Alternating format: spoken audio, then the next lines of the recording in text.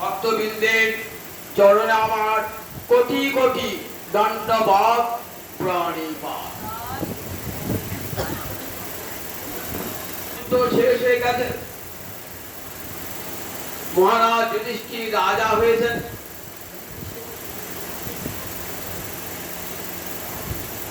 এমন সময় কৃষ্ণ ভাবছেন আমার তো কাজ শেষ হয়ে গেছে, এবার পিসিমা কুন্তি দেবীর কাছে বিদায় নিয়ে দ্বারকায় চলে যাব। রথে চড়তে যাবেন, এমন সময়তে কুন্তি দেবী এসেছেন তার পঞ্চপুত্র এবং পুত্রবধূ দ্রৌপদীকে এসে অপূর্ব স্তব করেছেন। শ্রী ভাগবতের প্রথম স্কন্ধে সেই স্তব, সেই স্তবের এক শ্লোক আপনাদের শোনান যে হরিকথা শোনার প্রয়োজনীয়তা কেন। ভগবানের সামনে বলছেন প্রতিদেবী ভবে অস্মি কৃষ্ণমানানা অবিদ্যা কাম কর্মভি শ্রবণ শরণার্হানি করিষ্যরিতি কেচন। ভবে অস্মি, ভগবানের সংসার, অস্মি মানে এই সংসার। কৃষ্ণমানানা, জগতের জীব নিত্য কষ্ট পাচ্ছে। যে কৃষ্ণমানানা ব্যাকরণে একটি সানস পর্যন্ত পদ কখন হয়, নিত্য বর্তমানতা বোঝালে এই শব্দটি হয়, এই প্রত্যয়টি হয়। কৃষ্ণমানানা অর্থাৎ ক্লেশটা আগের জন্ম পেয়েছি, এই জন্ম পাচ্ছি, আবার পরের জন্ম পঞ্চ ক্লেশ আমাদেরকে ভোগ করতে হবে। অবিদ্যা, অস্মিতা, রাগ, দেশ, অভিনিবেশ, এই পাঁচটা ক্লেশ প্রতিটি জীবকে ভোগ করতে হয়। অতীতেও ভোগ করি, আগে যখন জন্মেছিলাম তখনও ভোগ করেছি, এখনো ভোগ করছি, আবার পরে যখন জন্মগ্রহণ তখনও ভোগ করছি। কেন হয় তা বলেন অবিদ্যা কাম কর্তব্য। মায়ার একটা বৃত্তি, তার নাম হলো অবিদ্যা। সেই অবিদ্যা কি করে, আমাদের অন্তর থেকে কৃষ্ণ কামনা দূরে সরিয়ে নেয়, বিষয় কামনায় মনটাকে নিযুক্ত করে দেয়। তখন জীব কৃষ্ণ ভুলে কি করে, বিষয়ে মন দেয়। তো হে বিশ্বরী মন তাহে সমাওল অবমজু হব কোন কাজে। মিশিলার কবি বিদ্যাপতি নয়নজলে ভাষ্য মারতে জীবন সায়নে বলছেন, তো হে বিশ্বরী মন তাহে সমাওল অবমজু হব কোন কাজে। মাতৃগর্ভে যখন ছিলাম তখন প্রতিশ্রুতি দিয়েছিলাম আমি ভূমিষ্ঠ হয়ে তোমাকেই স্মরণ করব। মাতৃগর্ভ হতে ভূমিষ্ঠ হয়ে আমি ভগবানকে ভুলে গেলাম, বিষয় কামনায় মন আমার আচ্ছন্ন হয়ে গেল। তাই মায়া কি বলে, কৃষ্ণ ভুলেছিস তাতে দুঃখ পেতেই হবে। দুঃখ তো কৃষ্ণ ভুললে দুঃখ পেতেই হবে। বললেন দেখো কৃষ্ণ ভুলি সেই জীব অনাদি বহির্মুখ, অতএব মায়া তারে দেয় ভীষণ দুঃখ। বহু স্বর্গে উঠায় বহু নরকে চুবায়, দণ্ড জনে রাজা যেন নদীতে চুবায়। যেই কৃষ্ণ ভুললেন না তখনই আরম্ভ হয়ে গেল মহামায়ার কাজ। কি করবে, প্রভু একটু সুখ দিচ্ছেন আবার একটু দুঃখ দিচ্ছেন। ঠিক তখন দণ্ড জনে রাজা যেন নদীতে চুবায়। যে সুখটা পাচ্ছেন সেই সুখটা কি জন্য বলে, সেটা দুঃখেরই নামান্তর। ওই সুখটা দেওয়ার জন্য কি হয়, দুঃখটা প্রলবোধন। একটা লোক সারা জীবন গরিব আছে, তার এই দারিদ্র সহ্য হয়ে গেছে, কিন্তু একটা রাজার ছেলে সে যদি হঠাৎ দরিদ্র হয়ে যায় তার কেমন কষ্ট হয় বলুন দেখি। সুখ পেয়েছে পরে দুঃখ পেল। আমরা যে সুখটা পাচ্ছি মহামায়া দুঃখটাকে বাড়িয়ে তোলবার জন্যে সুখটা দুঃখটাকে বাড়িয়ে তাহলে সুখটা দুঃখে কি নামান্তর, দুঃখকে বৃদ্ধি করে দেয় এই সুখটা। দণ্ডজনে একবার কখনো স্বর্গ সুখ দিচ্ছেন, আবার এই কর্মফল পুণ্যফল ভোগ এগুলো আবার নেমে এলাম মাটিতে। ক্ষীণে পুণ্যে মর্তলোকম বিশন্তি, আবার মর্তলোকে চলে এলাম। এমনি করে একবার আসা আর যাওয়া, আসা না কে করাচ্ছেন? অবিদ্যা। অন্তরে কামনা, আর কামনার ফলে অন্তরে কর্ম। কামনাকে পূর্ণ করতে গেলে কি যায়? কর্ম করতে হবে। সংসার ধর্মফল করতে গেলে বাড়ি করতে হবে, ঘর করতে হবে, টাকা উপায় করতে হবে, কর্ম করতে হবে। এই কর্ম করতে গিয়ে পাপ হবে, পুণ্য হবে, আর তারপরে কর্ম ভোগও করতে হবে। কর্ম করলেই তার ফল ভোগ আছে। অবিদ্যা কাম ও কর্মহীন ফলে জীব নিরন্তর ক্লেশ পাচ্ছে। জীব ক্লেশ পেতে পেতে যখন গোবিন্দ তুমি কৃপা করে যখন আবির্ভূত হও, তোমাকে দর্শন করার সঙ্গে সঙ্গে জীবের সমস্ত ক্লেশ ধ্বংস হয়ে যায়। যারা গোবিন্দকে গোবিন্দ লীলা সাক্ষাৎ দর্শন করেছেন, রামলীলা সাক্ষাৎ দর্শন করেছেন, গৌরীলা সাক্ষাৎ দর্শন করেছেন, তাদের আর সাধন ভজন করতে হয় নাই। সঙ্গে সঙ্গে সত্য মুক্ত ভাবে সঙ্গে সঙ্গে মুক্ত হয়ে গেছে। সাধন ভজন করতে হয় নাই। কেন হয় নাই? বিনা সাধন হলো বলে হ্যাঁ, এমন যারা ভগবান যখন আসেন তখন কৃপার প্লাবন দেখা দেয়, বন্যা দেখা দেয়। মা গঙ্গা কত দূরে, কেশবন্ধা লোক শ্রীকণ্ঠে লোক আসতে পারছে না।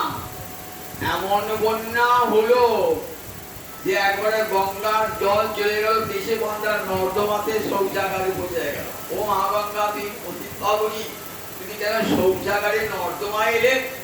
বলে আমার যখন মান থাকে না তখন আর ভেদাভেদ থাকে না। কোনটা পবিত্র জায়গা কোনটা অপবিত্র জায়গার ভেদ থাকে না। ঠিক তেমনি গোবিন্দ যখন আবির্ভূত হন না তখন কৃপার বন্যা, সেই কৃপার বন্যায় কোনো ভেদ নাই, উচ্চ নিচ ভেদ নাই, পাপিতার ভেদ নাই। যে দর্শন করলো, দর্শন করার সঙ্গে সঙ্গে মুক্তি লাভ করলো। সে সৌভাগ্য কজনে হয়? খুব সামান্য জনে। এইবার তারপরে কৃষ্ণলীলা গৌরীলা হয়ে গেছে, তারপর তো কত কোটি কোটি মানুষ জন্মেছে। তার আগে আমাকে মুক্তি প্রাপ্ত হবে। শ্রবণ শরণার হানি বলে তারা বসে বসে তোমার কথা শুনবে আর মনে মনে স্মরণ করবে। তাহলে কি হবে? প্রকটকালে যেমন কৃপা পেয়েছিল, অপ্রকটকাল তেমনি কৃপায় তারা লাভ করে আমার কাছে ফিরে আসে। তাহলে হরি কথা শোনার কেমন মূল্যবোধ! হরিকে সাক্ষাৎ দেখাও যা, হরির কথাও শোনাও। কৃষ্ণ আছেন কোথায়? কৃষ্ণ আছেন তার কথায়। কৃষ্ণ কোথায়? কৃষ্ণ আছেন তার কথায়। তাই তো হরিকথা শুনতে হবে। যেখানে কৃষ্ণ, যেখানে কৃষ্ণ কথা সেখানেই কৃষ্ণ। তাই কৃষ্ণ কথা যে শুনছেন এই 7 দিন ধরে, কাটোয়ালোকের সৌভাগ্য 7 দিন কেন, সারা বছরই তারা হরিকথা শুনতে পায়। এমন এক জায়গাতে হরিকথার গন্ধ স্পর্শ হতে নাই। যাই হোক, হরিদ্বারে ব্রহ্মকুণ্ডের তীরে সুখদেব শোনাচ্ছেন হরিকথামৃত মহারাজ পরীক্ষিতকে উপলক্ষ করে। দেখুন সুত গোস্বাই পাদ কত সুন্দর করে বলেন, আমার গুরুদেব হরিদ্বারে পাঠ করেছেন কি জন্যে? নিজের জন্য নয়, সংসারী নাম করুণায়া। আমাদের মতন কোটি কোটি সংসারবদ্ধ জীব, তাদের প্রতি করুণায় আমার গুরুদেব হরিদ্বারে ব্রহ্মকুণ্ডের তীরে বসে মহারাজ পরীক্ষিতকে উদ্দেশ্য করে হরিকথা বলছে। যে না বলতেন আমরা শুদ্ধতা আমার হরিকথা। 7 দিন ব্যাপী মধ্যে দেখুন 5 দিন শোনালেন ভক্ত কথা। 7 দিন শোনায় তো, 5 দিন চলে গেল ভক্ত কথা। ভাগবতের 9ম স্কন্ধ পর্যন্ত 5 দিন, কাল 5 দিন হয়ে গেছে। 5 দিন পর্যন্ত কত ভক্তের কথা। কেন? আগে ভক্তের কৃপা পেতে হয়, তবে ভগবানের কৃপা পাওয়া যায়। মনে রাখবেন, ভক্তপদ ধুলিয়ার, ভক্তপদ জল, ভক্তভুক্ত শেষ এই দিন সাধনের বল। এটি না পেলে কৃষ্ণ কি বা লাভ হবে না, এটা সুখদেব জানতেন।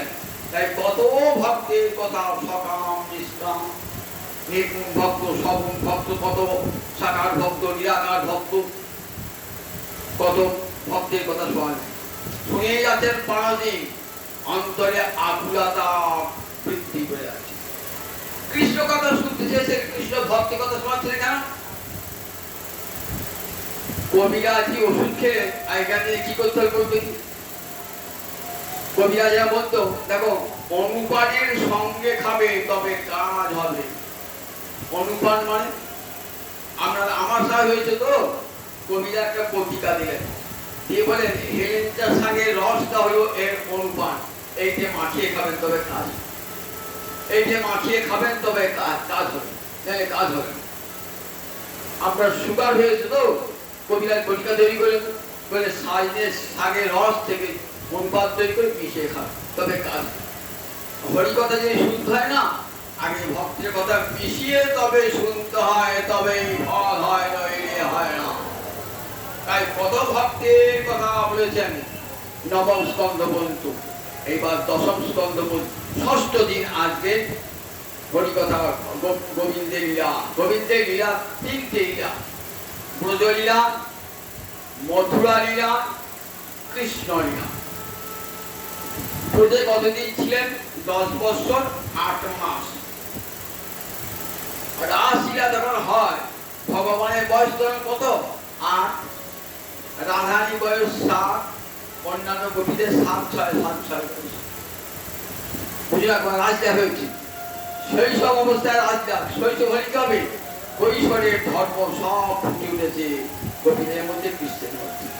কারণ কৈশোর এটা নিত্য কিশোর ভগবান তো, কৈশোর ধর্মী আর বাল্য পৌগণ্ড এগুলো সব ধর্ম। রাজলীলা করবে, রাজলীলা করার পরে কি হলো? কেশি বধ হলো। কেশি একটা বিরাট অশ্ব ঘোড়া, কেশি দানব, সে ঘোড়ার মূর্তি এসেছেন, ভগবান তাকে হত্যা করলেন। এইবার কৃষ্ণ কোথায় গেলেন? কর্পূর চলে এলো কৃষ্ণকে নেওয়ার জন্য। কংস পাঠিয়েছেন ধনুর্যজ্ঞে কৃষ্ণকে নিয়ে এসো, কৃষ্ণ বলরামকে নিয়ে এসো।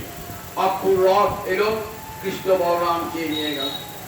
সেখানে কংসকে বধের পর বসুদেব দেবকী কৃষ্ণ বলরামকে কোথায় পাঠালেন? উপনয়ন দিয়ে গুরুগৃহে পাঠালেন, পেট পাঠ করলেন। কতদিন পেট পাঠ করলেন? 64 দিন।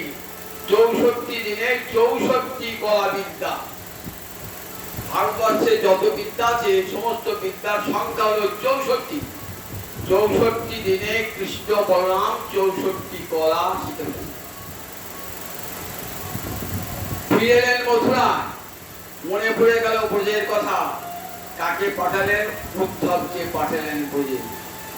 উদ্ধব এসে বৃন্দাবনে মা যশোদা পিতানন্দকে সান্ত্বনা দিলেন, গোপীগণকে সান্ত্বনা দিলেন। এরপর উদ্ধব ব্রজে চলে গেলেন। এইবার কৃষ্ণ মথুরা থেকে কোথায় যাবেন? মথুরা থেকে কৃষ্ণ দ্বারকায় চলে যাবেন। তিনটে লীলা, ব্রজলীলা, মথুরা লীলা, দ্বারকা লীলা। মথুরায় কংসকে যেহেতু বধ করা হয়েছে, কংসের শ্বশুর জরাসন্ধ সে কি ছাড়বে? তার কত অসুর, কত সাঙ্গ পাঙ্গ আছে জরাসন্ধের। বারবার মথুরা পুরীকে আক্রমণ করে 17 বার আক্রমণ করেছে। 17 বারের বার কি করেছেন? কাল যবনকে পাঠিয়েছেন, ভয়ঙ্কর কাল যবন। নারদ বলে দিয়েছেন তোমার সমান যোদ্ধা পৃথিবীতে কেউ নাই, একমাত্র কৃষ্ণ আছে। দেখবে কেমন কৃষ্ণের সব বর্ণনা বলে দিয়েছেন। এইবার বলরামকে রেখে দিয়ে কৃষ্ণ যাচ্ছেন কোথায়? দ্বারকায় যাবেন। এমন করে কাল যখন যাচ্ছেন মিলিয়ে মিলিয়ে দেখছেন। নারদ যা যা বলেছেন তেমনি তেমনি দৈনিক লক্ষণ। নারদ বলেছেন তো, কাল যখন সেটি মিলিয়ে পশ্চাৎ যাচ্ছে। এমন গোবিন্দ দিকে যেন ভয় পেয়ে যাচ্ছেন। ছুটছ কেন আমাকে দেখে? ঠিক যেন 1 হাত 2 হাত নাগালে এ হস্তপ্রাপ্ত বাপমা। এমনি করে কোথায় নিয়ে গেলেন? কাল যখনকে ভগবান নিজ হাতে হত্যা করবেন না, জরাসন্ধকে বলবেন না, কোথায় ধরলেন? একটা গুহাতে ঢুকে বললেন। গুহায় কি আছে? গুহায় আছে মুচকুন্দ রাজা। মান্ধাতার পুত্র কুচকুন্দ রাজা, দেবতাদের সঙ্গে যখন অসুরের যুদ্ধ হয় না, তখন এইখান থেকে নিয়ে গেছেন ওই মুচকুন্দ রাজাকে দেবতারা। যুদ্ধ হয়ে গেল, দেবতারা জয়লাভ করলো। বলে আপনি কোথায়, এখানে থাকবেন না আবার মরতে যাবেন? বলে আমি মরতে যাব, ভারত ভূমিতে যাব। সেখানে কেউ নাই, কেউ না থাকো, তাহলে বেশ বর নাও। বলে আমি আমার মুক্তি ছাড়া যে কোনো বর চাও তাই। বলে বহুদিন যুদ্ধ করেছি তো, ঘুমাই নাই, আমাকে এমন দামে আমি ভারত ভূমিতে নেমে যেমন অখণ্ড নিদ্রায় অভিভূত হই। আমার নিদ্রা যে ভাঙাবে, আমার নয়নের পণ্ডিতে সে যেন পুড়ে ছাই হয়ে যায়। সেইখানে শুয়েছেন, ত্রেতা যুগ থেকে ঘুমুচ্ছেন মুচকুন্দ রাজা, ত্রেতা যুগ থেকে ঘুমুচ্ছেন। তারপরে কৃষ্ণলীলা শুরু হয়েছে। এইবার কাল যেমন ঢুকেছেন, গোবিন্দ আগে ঢুকে পড়েছেন তো, ঢুকে কিন্তু গোবিন্দকে দেখতে পাচ্ছেন না। কাকে দেখছেন?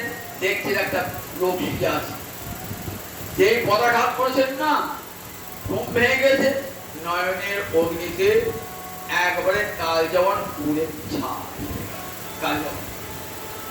তখন সেই মুচকুন্দ রাজা জাগ্রতে বলছেন, গোবিন্দ তুমি কে? বলে আগে তোমার পরিচয় দাও। বললেন আমি মান্ধাতার পুত্র, আমার নাম মুচকুন্দ রাজা। নিজের সমস্ত বৃত্তান্ত বললেন। প্রভু তুমি কে? তুমি কি আমার আরাধ্য দেবতা? চিনতে পারছো না?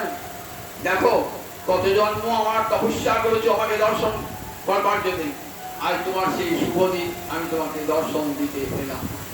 বলে দেখো আমার জন্ম, আমার কর্ম অনন্ত, আমি কতবার যে জন্মেছি, আর আমার কত যে কর্ম, পৃথিবীর ধূলিরাশি একদিন গুণে শেষ করা যাবে, কিন্তু আমার জন্ম যে কতবার হয়েছে গুণে শেষ করা যাবে।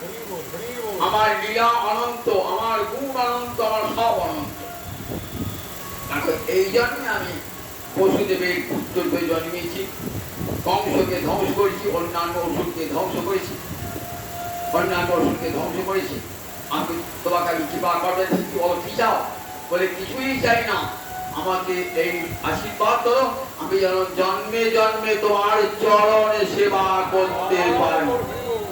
আমি বহু বিষয় ভোগ করেছি রাজা হয়ে, প্রভু তোমার মায়ায় মুক্ত হয়ে ঠিক বিষয় ভোগ করে, এই বিষয় ভোগের কামনা তার যেতে চায় না, যেমন রাজা যজাতির যায় না এই বিষয় ভোগ কামনা।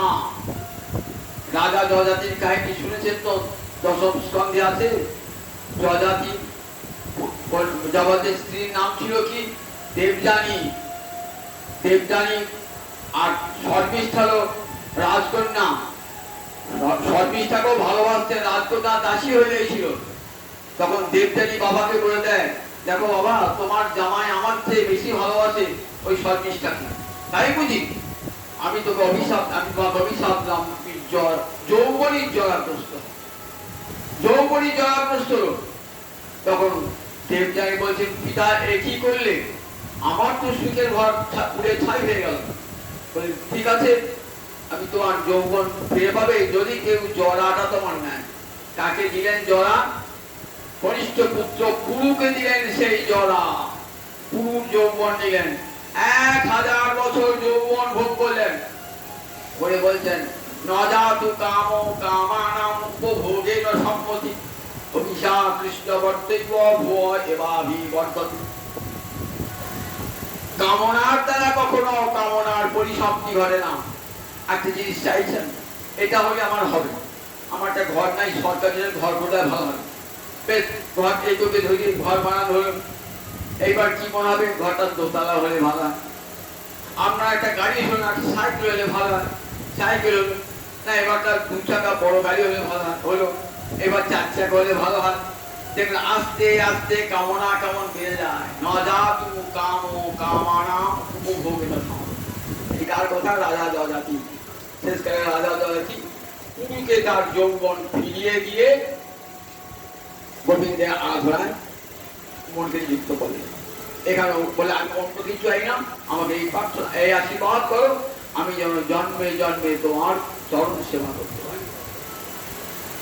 এই মুচুকুন্দের কথা বলতে বলতেই সুখদেব বললেন, জানো ভীষ্মক দুহিতা ভীষ্মক কন্যা রুক্মিণী কে কৃষ্ণ বিবাহ করেছিলেন রাক্ষসের বিধিনা, অর্থাৎ রাক্ষস বিধি 8 প্রকারের বিবাহ আছে। রাক্ষস বিধি কন্যাকে বিয়ের আসর থেকে তুলে নিয়ে যাব, এটা ছিল আগেকার দিনের ক্ষত্রিয়রা কন্যাকে বিয়ের আসর থেকে তুলে নিত, এইটার নাম ছিল রাক্ষস বিবাহ। গান্ধর্ব বিবাহ লুকিয়ে লুকিয়ে গোপনে ভাব করে যে বিয়ে, তার নাম গান্ধর্ব বিবাহ। ব্রাহ্ম বিবাহ যেটা আমাদের এখন হয় দেখাশোনা করে মন্ত্র করে যাগযজ্ঞ করে। স্বয়ংবর বিবাহ বিবাহ সভাতে কন্যা তার নিজের মনোমত বর পছন্দ করে। এরকম 8 প্রকার বিবাহ ছিল, তার মধ্যে রাক্ষস বিবাহ। রাক্ষস বিধিতে বিবাহ করেছিলেন কৃষ্ণ কাকে ভীষ্মক নন্দিনী রুক্মিণী। তখন মহারাজ পরিচিতের শুনতে ইচ্ছে হল কৃষ্ণ কেমন করে রুক্মিণীকে বিবাহ করেছেন প্রভু, সেই কথা শুনতে বলে ইচ্ছে হচ্ছে। বলেন দেখো বিদর্ভ দেশের রাজা ছিলেন, বিদর্ভ দেশের রাজা ছিলেন ভীষ্মক। সেই ভীষ্মকের 5 পুত্র আর একটি সুন্দরী কন্যা, তার নাম রুক্মিণী। নাম শিখেছেন স্বর্ণবর্ণা। রূপ মানে কি? রূপ মানে সোনা, তাহলে গায়ের রংটা কেমন? একবারে সোনার মতন গায়ের রং। রুক্মিণী রুক্মিণী কি করেছেন? রুক্মিণী কেমন ভালোবেসেছে দেখুন। গৃহাগত গৃহমানা বাবার রাজসভায় দারোগা থেকে অনেকে আসতেন, তো কৃষ্ণের কত রূপ কত গুণের কথা বলতেন, আর লুকিয়ে লুকিয়ে শুনতো রুক্মিণী। শুনে মনটা গোবিন্দকে অর্পণ করেছে। তখন থেকে অন্তরে পূর্বরা রুক্মিণী কে বলুন দেখি? সাক্ষাৎ লক্ষ্মী। গোবিন্দ তো নারায়ণ। দেখুন বৈকুণ্ঠে তো চির মিলনে আছেন, এখানে নতুন করে আবার বিবাহ হবে এবং মিলন হবে। দেখেন না আপনাদের বিবাহ বার্ষিক হয়, 10 বছর 20 বছর আগে বিয়ে হয়েছে, আবার নতুন করে বেনারসি শাড়ি পরে আবার নতুন করে বিয়ে করতে সাধ হয় না? লক্ষ্মী নারায়ণ সাধ হয়ে চলো এবার চলো আবার নতুন করে বিবাহ হবো। আমাদের নতুন করে নেমে এসেছেন রুক্মিণী রূপে এসেছেন, নারায়ণ এসেছেন গোবিন্দ রূপে। তাই তো গোবিন্দের রূপ শুনে আকৃষ্ট হবেন। এর নাম পূর্বরা। বলে দেখো একসঙ্গে মিলন আসিল, আচ্ছা তুমি একটু বৈচিত্র্য আনতে হবে। তুমি আমাকে লুকিয়ে লুকিয়ে দেখবে, আমার রূপ গুণ শুনবে, আমাকে ভালোবাসবে, আমিও তোমাকে লুকিয়ে লুকিয়ে দেখবো, ভালোবাসবো, তোমার রূপ গুণ শুনবো।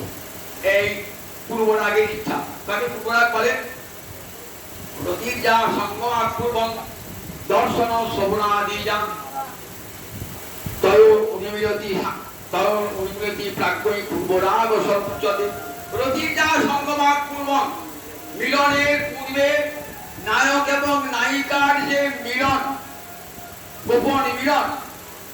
রতির যা সঙ্গমাত পূর্ব, সঙ্গম মানে মিলনের পূর্বে যে ভালোবাসা জন্মায়, রতি মানে ভালোবাসা জন্মায়। রতির যা সঙ্গমাত পূর্ব দর্শন শ্রবণাদিজা, দর্শন করে এবং তার রূপের গুণের কথা শ্রবণ করে। তাকে পণ্ডিতরা কি বলেন? পূর্বরাগ। সিংহার রসে 2টো ভাগ, একটা বিপ্লম্ব একটা সম্ভব মিলন। যারা সাহিত্য নিয়ে পড়াশোনা করে না তাদের রসতত্ত্ব পড়তে হয়, সংস্কৃত বাংলা নিজেরা পড়ে তার রসতত্ত্ব পড়তে হয়। রসতত্ত্বের ভাগ আছে। সিংহার রস মানে মধুর রস।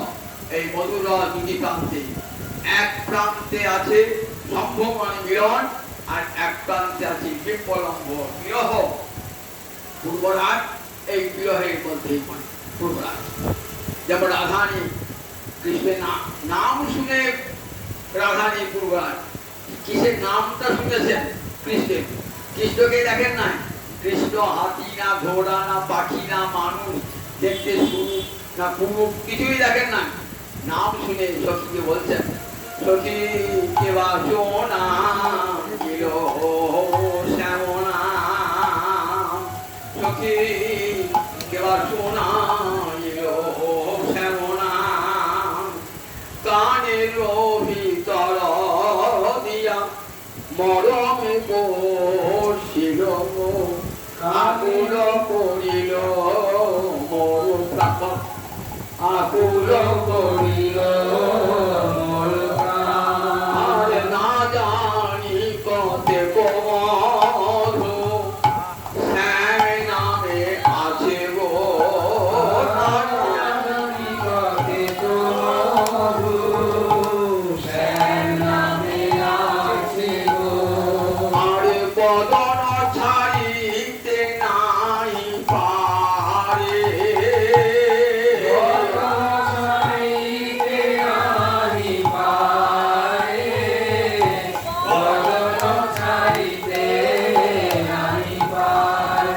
জপিতে জপিতে না অবসর হইল গো, জপিতে জপিতে অবসর হইল গো।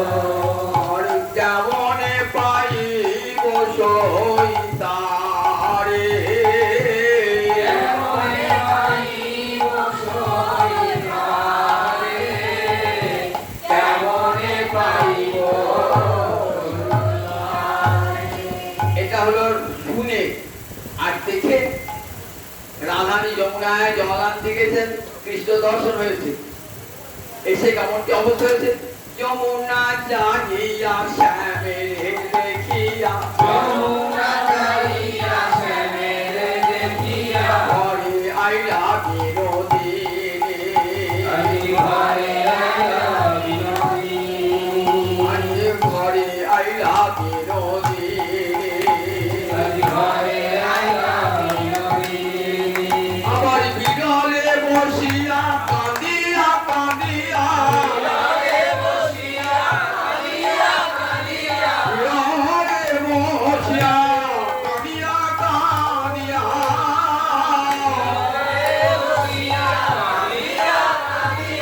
ধ্যায় শ্যামের রূপ কানি, ধ্যায় শ্যামের রূপ কানি, ধ্যায় শ্যামের রূপ কানি। আমারে নিজ কর পরি রাখিয়া কপল, নিজ কর পরি রাখিয়া কপল, নিজ কর পরি রাখিয়া কপল, মহাযোগী নিরুপারা, মহাযোগী নিরুপারা। আবার মধুটি নয়নে বহিছে সগনে, মধুটি নয়নে বহিছে সগনে, দেখিলে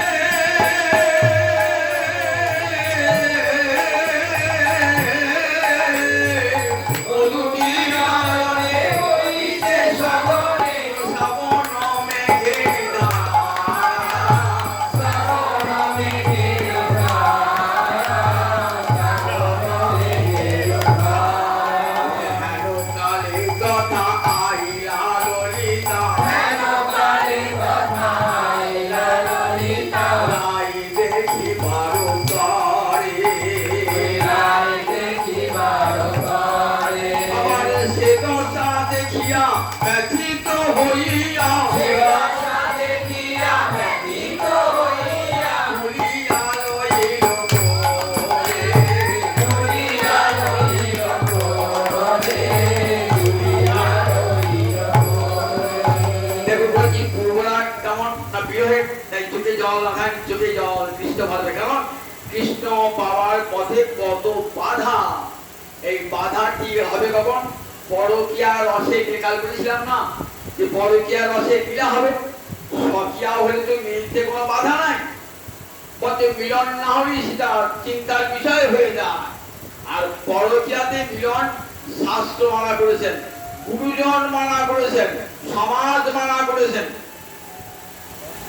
তাই দেখুন এই যেখানে পরকীয়া রসের প্রেম সেখানে সর্বধর্মানে পরিত্যাজ্য, কি না হইতে হয় ওই গীতার যে শেষ বাক্য দেখানো হতো না, দেখানো হতো না। সর্বধর্মান পরিত্যাজ্য মাম এবং শরণম ব্রজ, সর্বধর্ম পরিত্যাগ করে আমার কাছে। যে গাছের বাঁশি বেজেছে না, কবিরা কেমন অবস্থায় ছিলেন, কেউ গোদন করছিলেন, কেউ উনুনে রান্না চড়িয়েছিলেন, কেউ ছেলেকে দুধ খাওয়াচ্ছিলেন, কেউ শ্বশুর শালীকে সেবা করছিলেন, কেউ পতি সেবা করছিলেন।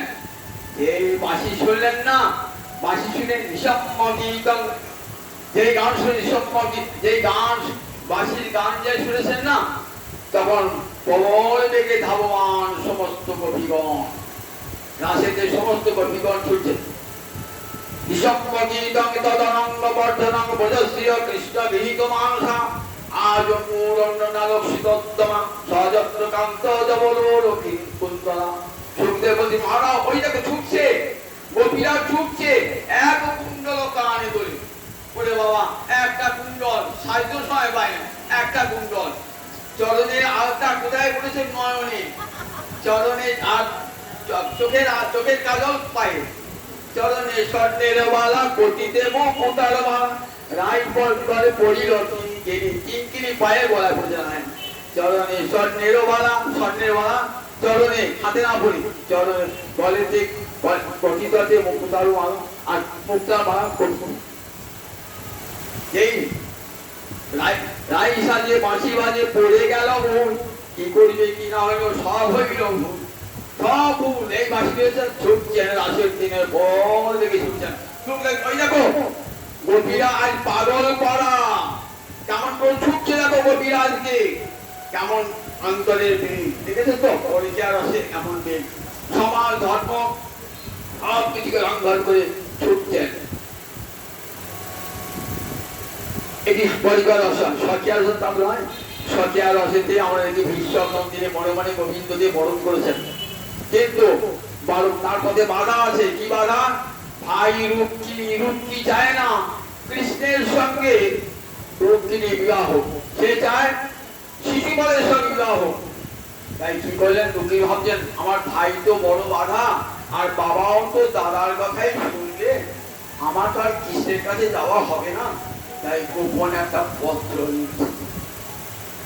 তখনকার দিনে ফোন ছিল না তো, কি ছিল, পত্র লিখতেন, নায়িকা নায়ককে পত্র লিখতেন। কাব্য হয়েছে তো, পত্র কাব্য দেখবে মাইকেল মধুসূদন দত্তের কাব্যের নাম হচ্ছে বীরাঙ্গনা কাব্য। সেখানে সব নায়িকারা নায়ককে পত্র লিখতেন, অপূর্ব সাহিত্য দেখতেন পত্র কাব্য। পত্র লিখে কি অপূর্ব পত্র, পত্রটি লিখেছেন, লিখে একটি ব্রাহ্মণকে ডেকে গলবস্ত হয়ে ব্রাহ্মণের চরণে প্রণাম জানিয়ে বলছেন, হে ব্রাহ্মণ, ব্রাহ্মণ মানে বলায় পৈতারি ব্রাহ্মণ নয়, কিন্তু আমি যে বললাম যে বুঝবেন না, ব্রাহ্মণ মানে ব্রহ্মতত্ত্ব জানেন যিনি তাকে বলে ব্রহ্মতত্ত্ব, ভক্ত। ব্রহ্মতত্ত্ব জানে না, গলায় পৈতাছে, তাকে ব্রাহ্মণ শাস্ত্র কোনো দিন বলেন না। বলে যে ব্রহ্মতত্ত্ব জানে, হরিভক্তিতে যার হৃদয় পূর্ণ, সেই যথার্থ ব্রাহ্মণ। কিসের কাছে যেমন করে আমি ব্রাহ্মণ হলে কি কিসের কাছে দেওয়াই নাকি, যাওয়ার ক্ষমতা নাই। তাই কৃষ্ণ ভক্ত তাকে পাঠালেন পত্র দিয়ে, আমার এই কাজটা করবেন? বলে হ্যাঁ মা করব। চিঠি নিয়ে বলে তাড়াতাড়ি যেতে হবে, কারণ পরশু দিন রাত্রে আমার বিয়ে হবে, পরশু দিন রাত্রে।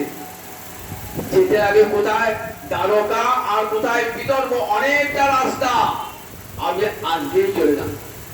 অতি দ্রুত গতিতে চলে গেলেন ব্রাহ্মণ। গোবিন্দ সব জানান তো জানি কি জন্য এসেছেন ব্রাহ্মণ। ব্রাহ্মণকে আগে বসালেন, ব্রাহ্মণকে আতিথ্য সৎকার করলেন, ভোজন টোজন করিয়ে ব্রাহ্মণের নিজ হাতে ব্রাহ্মণের চরণ সম্বহন করলেন। দেখাচ্ছেন ভক্ত, দেখাচ্ছেন ভাগবত, দেখো ভগবান কেমন করে ভক্তকে সেবা করেন। গৃহে ভক্ত অতিথি এসেছে, তার সেবা করলেন, উত্তম জায়গায় তাকে শয়ন করিয়েছেন, চরণ দুটো নিজ হাতে ভগবান টিপে দিচ্ছে। তারপর যে ব্রাহ্মণ বলো কি জন্য এসেছো, তোমার নিজের কোনো প্রয়োজনে নাকি দেখো রাজা কোনো প্রজাদের উপর অত্যাচার করছে এই জন্য? তা বললেন না না, আমি একটা পত্র এনেছি, এই পত্রটা করুন না। নায়িকা লিখছে নায়ককে পত্র, সেটা তো গোপন হবে, কাউকে দেখাবে না। তুই দেখো যদি সেই পত্র না দেখাতেন আমরা কোনোদিনই জানতে পারতাম না। কৃষ্ণ বললেন না, বলেন তুমি বড় ব্রাহ্মণ, জগতের সব লোক জানো কেমন করে ভক্ত আমাকে ভালোবাসে। পত্রে কি লিখেছেন, শুদ্ধা গুণান ভুবন সুন্দর, কি বলে সম্বোধন করলেন দেখুন। এই জগতে নায়িকা নায়ক যখন পত্র কিনেছে প্রিয়তমে সুখ, নায়িকা নিয়ে প্রিয়তমা সহিত, আর কি লিখলেন ভুবন সুন্দর, হে ভুবন সুন্দর গোবিন্দ, তোমার মতো সুন্দর জগতে আর কেউ না। শুদ্ধ গুণান, তোমার গুণের কথা শ্রবণ করে বলেন কর্ণ বিবরণী নির্বিষ্ট, যাদের কানে চিহ্নতা, যারা শুনছে তোমার গুণের কথা, হরতঙ্গ তাপ, তাদের হৃদয়ের সব জ্বালা জড়িয়ে যায় এক মুহূর্তে কৃষ্ণ কথা শুনি। আর রূপমে কৃষিমতা অখিলার্থ লাভ, আর তোমার রূপ যদি একবার দেখে তাহলে দুটি নয়নে সার্থক হয়ে যায় গোবিন্দ রূপ দর্শন করি। গোপিয়া কান্তিকাতে বলেছে না, দেহে কৃষ্ণানন তারে করে বিধি হইয়া হেন অবিচার, মোরে মোরে যদি ধর কোটি আঁখি তাহার করো, তবে জানে যোগ্য সৃষ্টি তার। কৃষ্ণ রূপ দুনয়নে দেখা যায় না, কারণ দুনয়নে রাধাই বলছেন দেখে এলাম তারে সইব, দেখে এলাম তারে, দেখে এলাম তারে সইব, দেখে এলাম তারে, এক রঙে দুই রূপ নয়নে না ধরে, এক রঙে দুই রূপ নয়নে না ধরে, এক রঙে দুই রূপ নয়নে না ধরে, এক রঙে দুই রূপ নয়নে না ধরে, বেঁধেছে বিনোদ চূড়া নব জালিয়া, বেঁধেছে বিনোদ চূড়া নব জালিয়া, তার উপর ময়ূরে পাখা পাবে হেলাইয়া, তার উপর ময়ূরে পাখা পাবে হেলাইয়া, কালিয়া বরণ কানে চন্দনেতে মাখা, কালিয়া বরণ কানে চন্দনেতে মাখা, আমার হতে জাতি পুরা নাহি গেল রাখা, আমার হতে জাতি পুরা নাহি গেল রাখা, মোহন মুরলী হাতে কদম্বে হেরণ, মোহন মুরলী হাতে কদম্বে হেরণ, দেখিয়া শ্যামের রূপ হইলাবে অচেতন, দেখিয়া শ্যামের রূপ হইলাম অচেতন। যারা গোবিন্দের রূপ দেখবেন তার দুটি নয়ন সার্থক, কৃষিপাতা মহিলার্থ লাভ। গোবিন্দ দর্শন করে আমার রাধাকে দর্শন করুন, সব লাভ হয়ে যাবে গোবিন্দ দর্শন করে, দর্শন করি। তাই দেখো জগতে এমন কোন রমণী আছে যে তোমাকে স্বামী রূপে পেতে চায় না। যখন একই কন্যা বিবাহের ঠিক হয় না, শাস্ত্রী কি বলেছেন, তখন কন্যা কি হবে, কন্যা কাময়াতে রূপম। মা বাবা কথা বলছে তো কান পিঠে সরে দূর থেকে, ছেলেটা দেখতে ভালো তো কানার পুজো নয় তো, ছেলে দেখতে ভালো তো। মেয়ের প্রথম কথায় ছেলে যেন দেখতে খুব সুন্দর হয়, কন্যা কাময় রূপম। মাতা বিত্তম, মা বল দেখো আমার যে মেয়ে যাবে ঠিক করতে ঘর নয় তো, দ্বন্দ্ব আছে তো, ভালো ঘরে ধন বিয়ে তো, ধন সম্পদ আছে তো, মায়ের দিকে লক্ষ্য। পিতা সুতরাং পিতা কি ভাবেন, ছেলে লেখাপড়া জানে তো, মা থেকে বলতে হতো আমার জামাই খুব শিক্ষিত, বলতে পারবো, হবে তো পিতা সুতরাং। আর এইটা দেখুন কন্যা চায় রূপ, মা চায় ধন, পিতা চায় গুণ। আর বান্ধবা যারা বন্ধুবান্ধব আছেন বাবা ফুলটা যেন না ভাঙে, যেগুলি যেখান থেকে বিয়েটা করো না, আমাদের বংশের মর্যাদা নষ্ট হবে। বান্ধবা আর পাড়া পৃথিবী থাকতে পারে ওই এক কথা, ভোজ যেন পায়, ভোজ যেন ভোজ পায় না, তাহলে রূপ গুণ ধন সবই তো গোবিন্দ আছে, রূপ আছে গুণ আছে, জগতে এমন কোন কুলবতী রমণী আছে যে তোমাকে প্রতিরূপে পেতে চায়? শোনো, আজ থেকে তৃতীয় দিনে আমার পরশুদিন বিবাহ হবে, তুমি চলে আসবে, এক রাত্রের মধ্যে চলে আসবে। চাই আমি বিদেয়ী আমাকে তোমার পত্নী করে নাও, আমি তো মনে মনে তোমাকে সমর্পণ, নিজের দেহ মন প্রাণ সমর্পণ করেছি।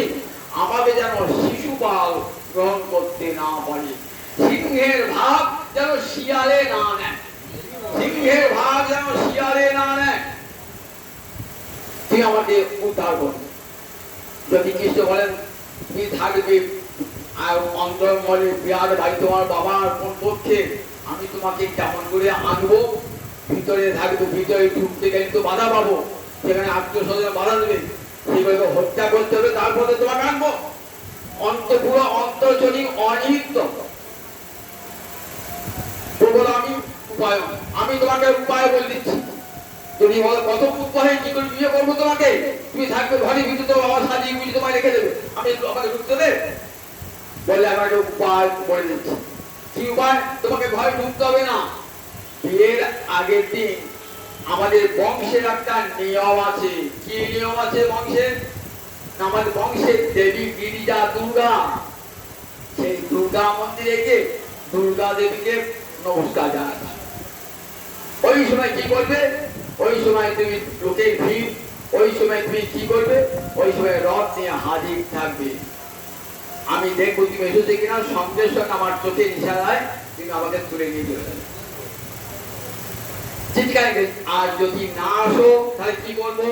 যদি তুমি না পান, যদি ভগবত প্রসাদম, তোমার কৃপা যদি লাভ করতে না পারি তাহলে কি করবো? যচ্ছাম অসুন, আমি প্রাণ পরিত্যাগ করবো। ব্রত কৃষাণ, ব্রত করে করে শত জন্ম ধি, এক জন্মে তোমাকে না পাই 100 জন্ম আসলো, আর কৃষ্ণ যেন আমার প্রতি হয়, কৃষ্ণ যেন আমার প্রতি হয়, কৃষ্ণ যেন প্রতি হয়, এই করে ব্রত করে চিঠিখানা দিয়ে বলছেন, ভগবান বলছেন দেখো আমিও তো রুক্মিণীকে মনে মনে ভালোবাসি, ভালোবাসা জিনিস তো শুধু নায়িকা ভালোবাসে, নায়ক ভালোবাসা নয়, দুজন থেকেই ভালোবাসা আসছে।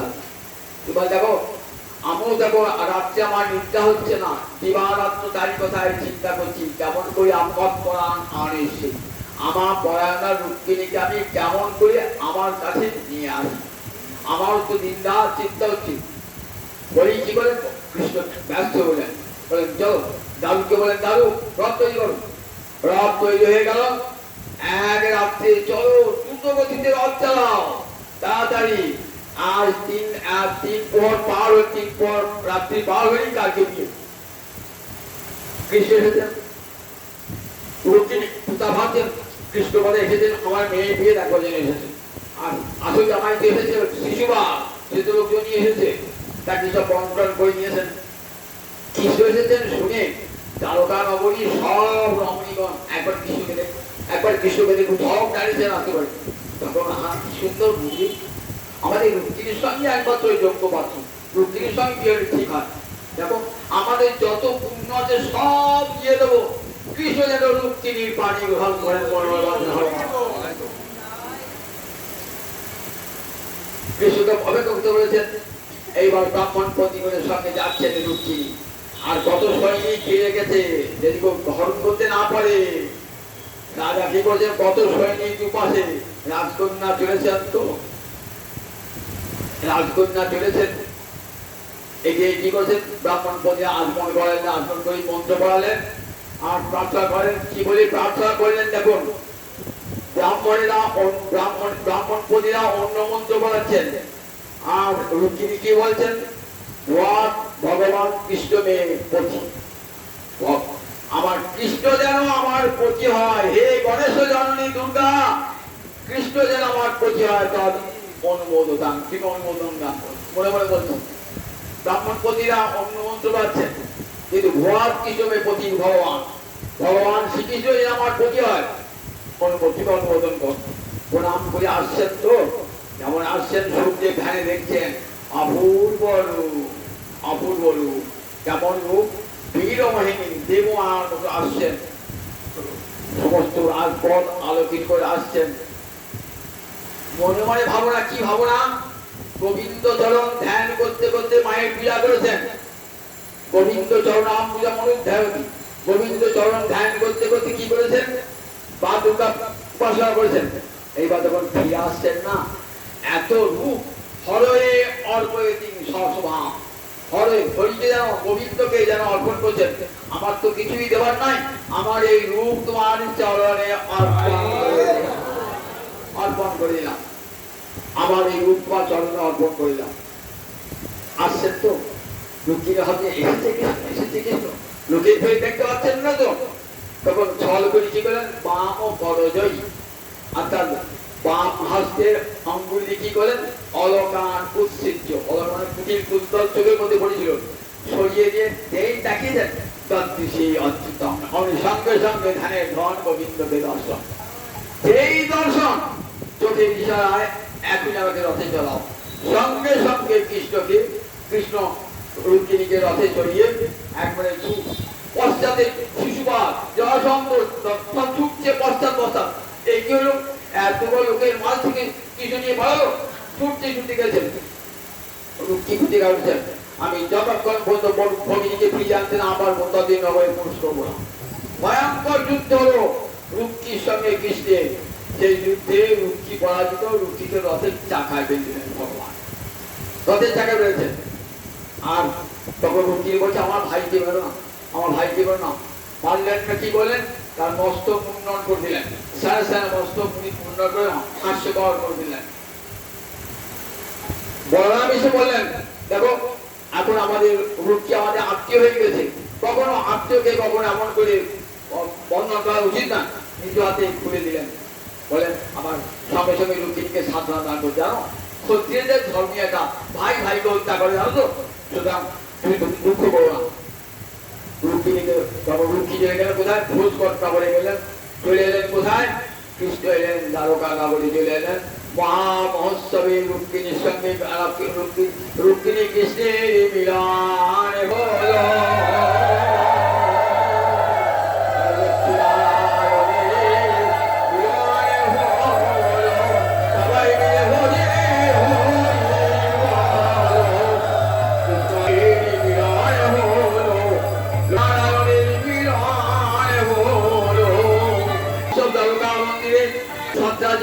সত্যভামাকে, কলিঙ্গ পুত্রী কালিন্দীকে, আর ভোজের 8 জন কবি, আবার অষ্টপ্রধান মহিষী হয়ে গেলেন সব, তারা কোথায়, দ্বারকা নগরীতে। মিত্রবিদ্যা, ভদ্রা, লক্ষণা, জাম্ববতী, এদের সব এই সব অষ্টপ্রধান মহিষীকে নিয়ে, আর নরকাসুর 16,100 রমণীকে আটকে রেখেছিলেন, তাদেরকে মুক্ত করে দিলেন। এই 16,108 রমণীকে একসঙ্গে সবার পানি গ্রহণ করলেন, একদিনে সবার পানি গ্রহণ করলেন, 16,108 মহিষীর পানি গ্রহণ, তার মধ্যে অষ্টপ্রধান মহিষী, এরা সব ব্রজের গোপী ছিল, অষ্টপ্রধান গোপী, তারাই আবার এলেন দ্বারকায়, সবার উত্তর করে দ্বারকায় ঐশ্বর্য লীলা, দ্বারকা লীলাকে কি বলা হয়, ঐশ্বর, মথুরা এবং দ্বারকা লীলা ঐশ্বর্য লীলা। দ্বারকায় কৃষ্ণ পূর্ণ, মথুরায় কৃষ্ণ পূর্ণতর, ব্রজে কৃষ্ণ পূর্ণতম। মাধুর্য ভগবত্তা সাহারে ব্রজে কইল পরজন, দাস যোগে ব্যাসের নন্দন, স্থানে স্থানে ভাগবতে বর্ণিয়াছেন নানা মতে, যাহা শুনি মাতে ভক্তগণ। সত্যাজিৎ কন্যা সত্যভামাকে ঠিক এমনি করে ভগবান পেয়েছিলেন, এবং জাম্ববতী ছিলেন, কে বলতে কি, জাম্ববান, রাম অবতারে জাম্ববান ছিলেন যিনি, হনুমানকে বলেছিলেন, দেখো হনুমান কোথায় আছে সীতা জানো, এই সমুদ্র পাহাড়ে আছে, তুমি শিবের উপাসনা করে ভয়ঙ্কর শক্তি ধারণ করে চলে যাও সমুদ্রের পাহাড়ে।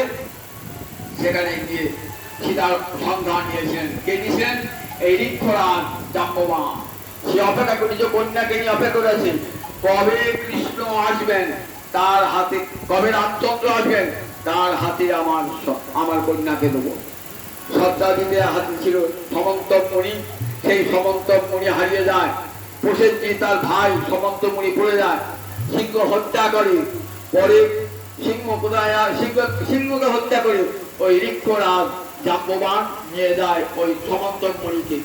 দুর্নাম হলো কৃষ্ণমণি চুরি করেছে, সমন্তমণি চুরি করেছে। দুর্নাম ঘোষাবার জন্য স্বয়ং কৃষ্ণ গেলেন সাঙ্গপাঙ্গ সঙ্গে, পর্বত বয়ে বেঁধে ঢুকলেন। 28 দিন যুদ্ধ হলো। যুদ্ধ হওয়ার পর জাম্ববান বলল, তুমি সে আমার ধ্যানের ধন নবদুর্বাদ স্বামী রামচন্দ্র, আমি তো বসে আছি, আমার কন্যা জাম্ববতীকে তোমার হাতে অর্পণ করবো। জাম্ববতীকে অর্পণ করলেন। কৃষ্ণের দুর্নাম বুঝলো। এইবার এসেছেন সত্যাজিৎ, অত্যন্ত অনুতপ্ত হয়ে এসেছেন ওই সমন্তমণি যোগাযোগ করছেনকে, বললেন নিজ কন্যা সত্য হওয়া, আর সেই সঙ্গে দিলেন সমন্তমণি কৃষ্ণ অর্পণ করলেন।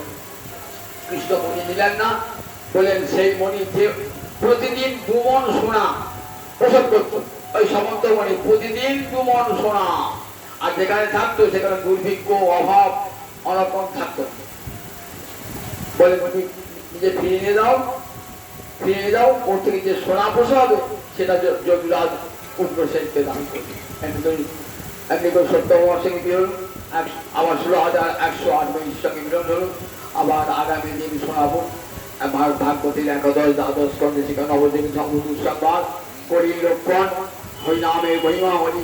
আগামীকাল মোটামুটি ভাবে 12 স্কন্ধে দ্বাদশ স্কন্ধে ভাগবত শেষ, আর তারপরে দিন বুধবার দিন ভাগবতীর মহিমা শুনতে হবে। সব শুনলেন তো বুধবার মহিমাটাও শুনতে হবে, মহিমাটি না শুনলে ফল হবে না। সেই দিনে মঙ্গল আর বুধ 2 দিন কষ্ট করে আসুন, চলে জয় নিতাই জয় নিতাই জয় নিতাই।